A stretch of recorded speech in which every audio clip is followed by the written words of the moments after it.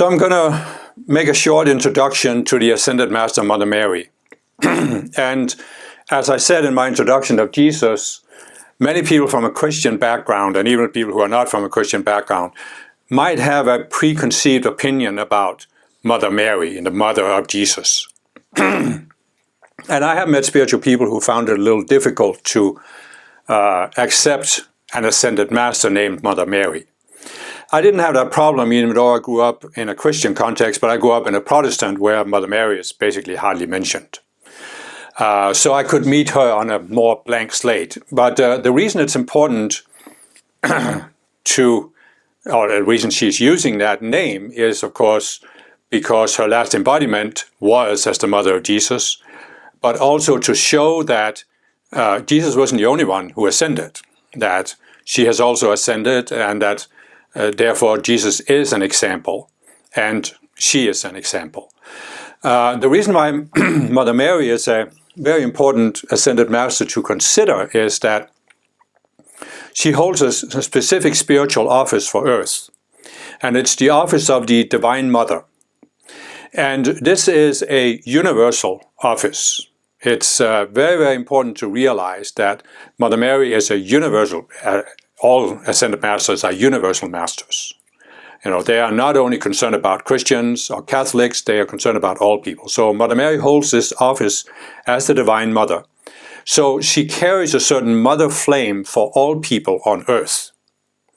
And the reason why this ties into her being the mother of Jesus is that even though we don't know much about Mother Mary from a historical perspective, what she has told herself is that her most important role as the mother of Jesus was to hold what she calls the Immaculate Concept for him, that he would grow up to fulfill his mission, his life plan, his divine plan.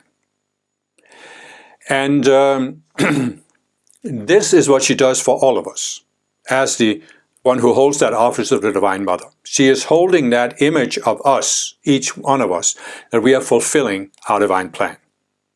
The other thing she did for Jesus was to make him feel nurtured and loved. And that's also under this office of the Divine Mother, to help us feel nurtured and loved. And this is, of course, something that's very, very necessary in this world because, you know, many people, we grew up with imperfect parents and they didn't make us feel nurtured and loved.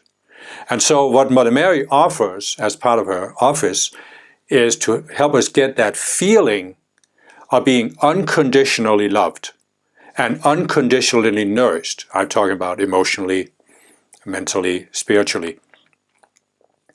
So that we can experience that there is actually a spiritual being outside the material world which can give us that unconditional nurturance, unconditional love. And that's really the most important thing that you could do in relation to Mother Mary, is to experience that nurturance, that love that she has for you personally, that she has for all people on Earth. And as an Ascended Master, you know, there's no limitations to how many people she can love and how much nurturance she can give. There really is no limitation. And the thing is, what we need to understand about Ascended Masters in general, they are not conditional. I mean, Mother Mary has an unlimited supply of nurturance. She is constantly releasing this to Earth. The question for you is not, is she giving it to you? The question is, are you receiving it?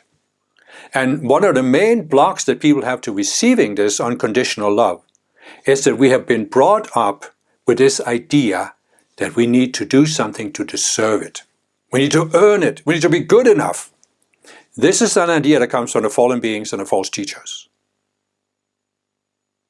So really, the most important thing that you could realize in relation to Mother Mary and your personal relationship to Mother Mary is that she is willing to give you her love and her nurturance. And the only question is, are you willing to receive it? And Also, are you able to receive it, or do you have some of these subconscious selves that I talk about in many of my videos? And Mother Mary gives some very profound teachings on these subconscious selves. There's a book called Healing Your Spiritual Traumas, where she gives a whole process for coming to see these selves and overcoming these very deep traumas we have so we can accept this nurturance. He has also given various tools. On the Transcendence Toolbox website, there's a number of invocations and rosaries she's given. There's one for nurturance. There's one for loving yourself.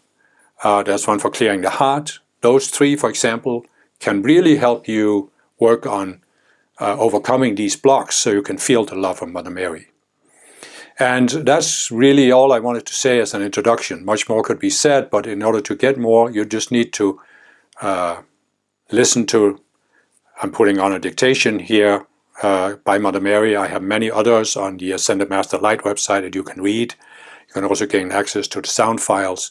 So it's really a matter of you working on your personal relationship to Mother Mary and what she means for you, and what the mother in a universal context means for you, beyond what you might have experienced as an incomplete mother in this lifetime or previous lifetimes. There is a universal concept of the mother who has this universal unconditional love for you.